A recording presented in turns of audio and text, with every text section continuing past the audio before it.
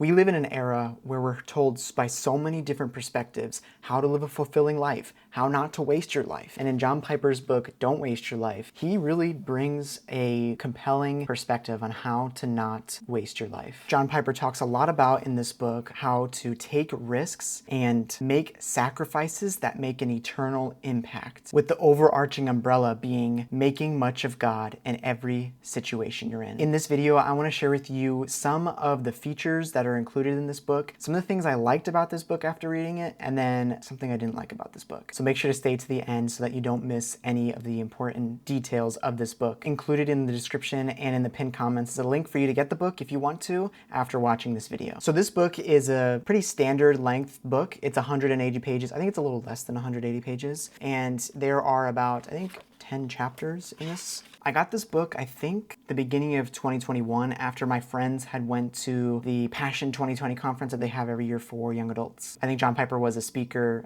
for that year, and he gave out this book as a free resource for everyone who attended. One of the first things that I liked about this book was how direct he was in writing this book. He didn't really dilly-dally around his idea about not wasting your life and living a life that makes much of Christ. On page 43, he goes into this whole idea. In this section, he's talking about the tragedy of what living what we think a good life looks like. He starts by saying, you may not be sure that you want your life to make a difference. Maybe you don't care very much whether you make a lasting difference for the sake of something great. You just want people to like you. Further on, he says, or if you could just have a good job with a good wife or husband and a couple of good kids and a nice car and long weekends, and a few good friends, a fun retirement, and a quick and easy death and no hell. If you could have all that, even without God, you would be satisfied. That is a tragedy in the making, a wasted life. He sort of flips the script on everything that all of us have been taught about what a good life, the American dream really looks like. And then he starts to dive into this more throughout the rest of the book. John Piper isn't afraid to talk about the hard things and challenge the status quo in this book. That brings me to my second point about what I liked about this book. It's not really a feel-good book. He's like, I'm here to tell you how to not waste your life, and if it hurts,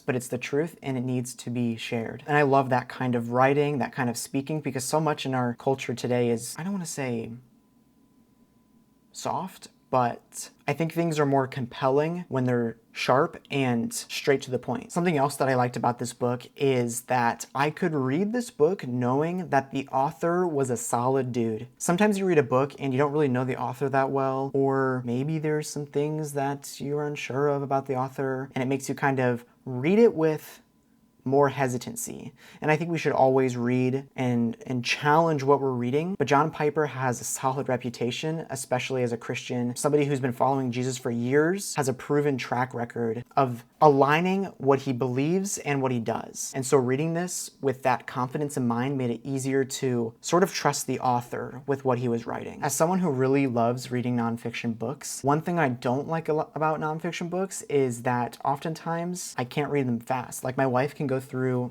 I don't know, a 1,000-page book in probably 2 days because it's a fiction book, it's like stories and everything, and it's easy to read because you don't really have to apply it necessarily. And so what I find with nonfiction books is that often they have these long chapters that I'm like, wait, I can barely gasp for air because there's so much information packed into this chapter. So what's nice about this book is that he packages it in a way where the sections within the chapter are pretty digestible. This makes it pretty easy to read in short bursts. If you want to sit down for, I don't know, 5 minutes and just read a couple sections in a chapter, easily doable because there's clean start and stop points. It's a rereadable book. Sometimes I read a book and it's good, but I don't really want to read it again. But with this book, after reviewing it again for preparation for this video, I was thinking, I need to read this again. Why? Because I read this in college for the first time, and looking at it again, there's a whole section on what John Piper calls making much of Christ from 8 to 5, meaning how do we not waste our life